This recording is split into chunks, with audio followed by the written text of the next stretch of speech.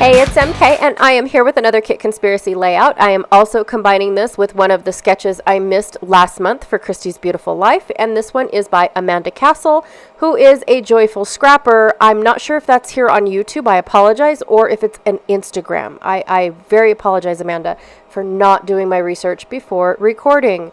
So I'm going to be using this thicker set here called, I don't know. I have no idea. Hopeful Dreams or something like that. It was a Chamel sticker sheet because it was the only one that I had with the word friends that was pluraled. Everything else said friend, which I thought was weird. I've got a couple photos of our swans across the street. And then all of the embellishments and everything that I picked out during my share. When I did a kit share, I also did page layouts that I put together for all of the weeks. This week. For all the pages. Look at me go. For all the pages that I wanted to do this week. So here's another close up. There is the at a joyful scrapper handle, but like I said, I don't know. I apologize. That's terrible of me. I'm going to go find that out because I'm going to tag her in the description down below if she is here on YouTube. All right, so I've got some close to my heart cardstock that I am bringing in. You guys, I'm going to miss this cardstock. I absolutely love the fact that it is two-toned. I've always loved the fact that it's white core cardstock. I think I was the only one every time that I mentioned it within the group that I, hang out with, that I think I'm the only one that enjoys white core cardstock. Everybody else chooses the solid, but in reality, all of our printed paper is white core cardstock. So if you're not really a cardstock person and just like the pattern paper that reads as a solid, it's still white cord. So I don't know. A couple little things to think about there when it comes to cardstock and whether or not you're a white cord person or even a cardstock person. Some people don't even like cardstock. I get that too. All right, so I have already trimmed my photos down. I thought that it was becoming redundant after 3 videos. So now I am just choosing the rest of this green paper that was from yesterday's layout, and I'm going to go ahead and put it as my photo mats. But I do pause the camera and go off a little bit because some of my lengths were a little off. So I brought out the trimmer and did a bunch of fine tuning of the photo mats that was very, very boring. Okay, so I'm going to stretch this sketch into a 2-page layout. But the thing I had to come up with was how I was going to take this pattern paper and stretch it across the page. Well, I decided to bring in this mink cardstock by Close to My Heart because then I can do all my writing on the solid cardstock instead of trying to decipher the writing on a pretty print. So I'm going to just let the pretty print stay there and shine and do its thing, basically be the foundation for my photos. While I let the cardstock do all of the work as far as housing my journaling and finishing off the layout. So I had these photos of our brand new friends across the street. The association introduced a pair of swans. Now they're called muted swans. They don't make any noise whatsoever. They don't even squawk like the geese. They are silent birds, and we do have a lot of and I feel like I've said this before, you guys, but I feel like we have a lot of fowl across the street. We've got the pelicans and the swans and the geese and several species of ducks. We've got mud ducks is what my husband calls them, but I can't remember the actual official name of them. Beautiful birds. And then we have cranes, blue heron, I think, Heron, cranes that actually live in the spillover pond, and then they come over to feed in the big pond. But when you drive by the spillover pond, that's where you'll see them standing nice and proud and tall, and you really do have to look for them when you want to, but they're gorgeous. Oh my gosh, we definitely have a male and a female because they're 2 different colors and 2 different sizes. I never realized how much smaller one was until they're standing next to each other. So anyways, I do have to say that the first year for these swans, which is in 2022, the first year my pelicans came for, and I call them my pelicans. They're not mine. But the pelicans came for their annual stopover, and they only stayed 2 days. Now, the thing about swans is they are very territorial. So I was a little depressed that my pelicans got pushed out. They were thriving in the pond, in the lake.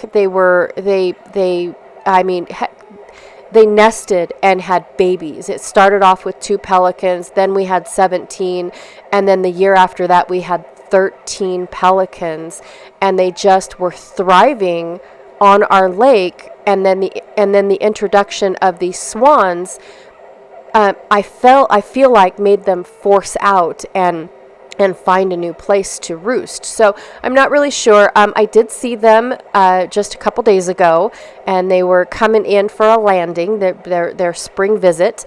So hopefully they will stay. Hopefully the swans don't push them out too far. I'm not really sure.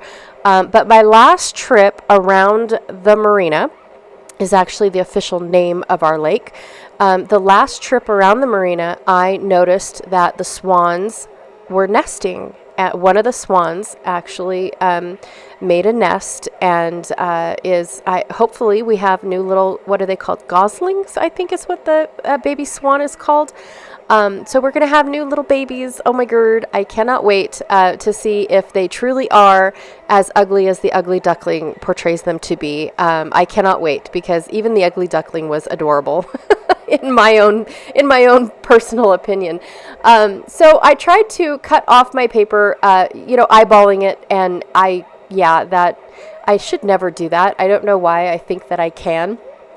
So I am going to have to put a gap in my paper, and it does take me a hot minute to line it up correctly, because I have that small little gouge, and all it takes is a sliver of a piece that I don't know, you guys, just one little sliver, and it just makes you rethink the whole thing.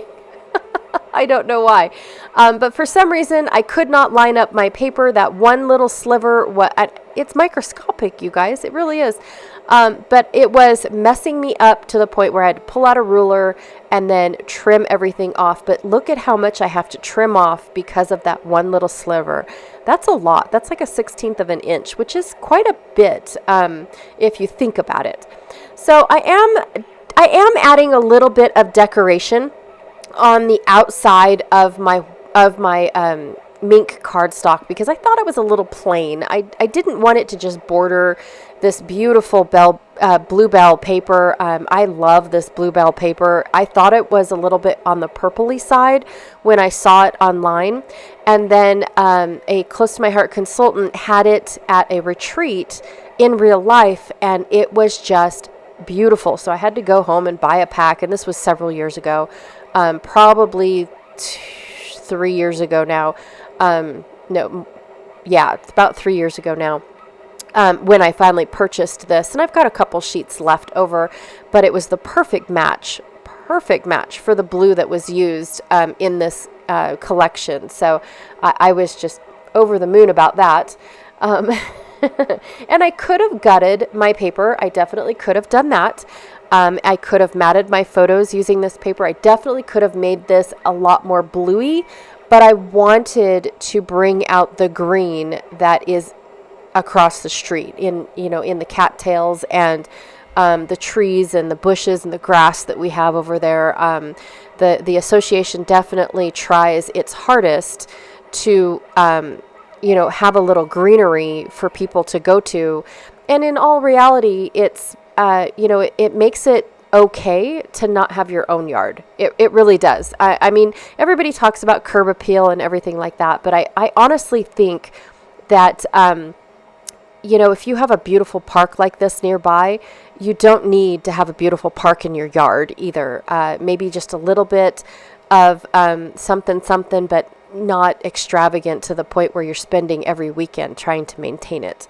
So anyways, but yes, I did think that the cardstock was a little on the plain side. So I punched it just using a notebook punch. I think that it's an EK Success one. Don't quote me on that. I'm sorry.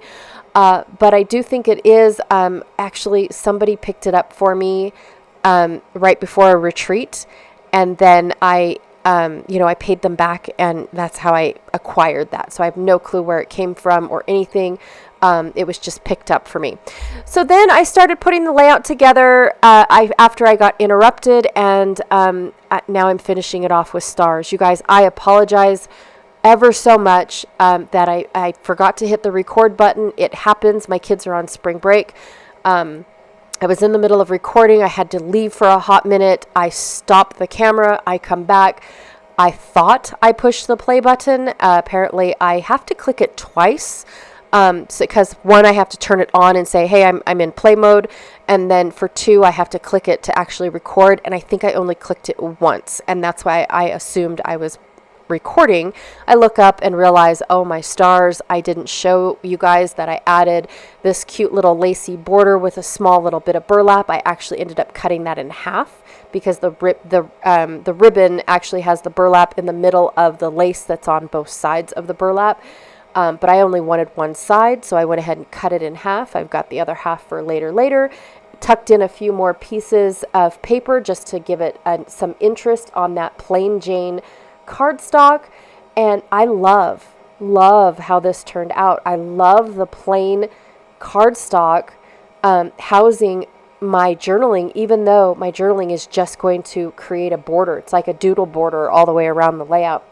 So I absolutely loved that. I really did. And as I was doing the journaling, I was talking to Janet, and I said, where do you start when you go around a layout like this? And do you put your words upside down? Like, I'm not understanding this. And so I decided to put my words upside down. She says, well, I always start in the upper left-hand corner. And I thought, well, I've only got like 1.5 inches, maybe 2 inches to play with right there. So I started in the bottom left and worked my way all the way around because I felt like I needed that length first before I start. And it worked out perfect to where I was able to finish my entire journaling in the space that was given, because I didn't have a whole lot of journaling to say at the moment, because like I said, this was our first year for the Swans, and so majestic. And the association put signs up that said, please don't try to go be friends with them. Please don't, try to do anything. They will attack you. They are very aggressive animals, more aggressive than the geese are. The geese are adorable, by the way. So anyways, that is my layout for today. I had a blast with this sketch. I really did. Amanda, thank you so much. I know that I altered it quite a bit from the little hanging tags, but the inspiration for the journaling around the layout and the layering of all the things, I just really enjoyed that very much. So I will have the links down below for Christy's Beautiful Life, since this is featuring one of her sketches, as well as the link for the Kit Conspiracy Facebook group if you haven't joined us over there to go find out all about Kit Conspiracy. And then please don't forget to check out Janet Fritz's channel today. Today is actually a bonus day, so I don't know if she's going to have a video up or not. But yeah, I definitely encourage you to go check out her layout just in case, or her channel. Oh my god. Anyways, thank you so much for hanging out with me today. I really, truly appreciate it, and I will check y'all later. Bye.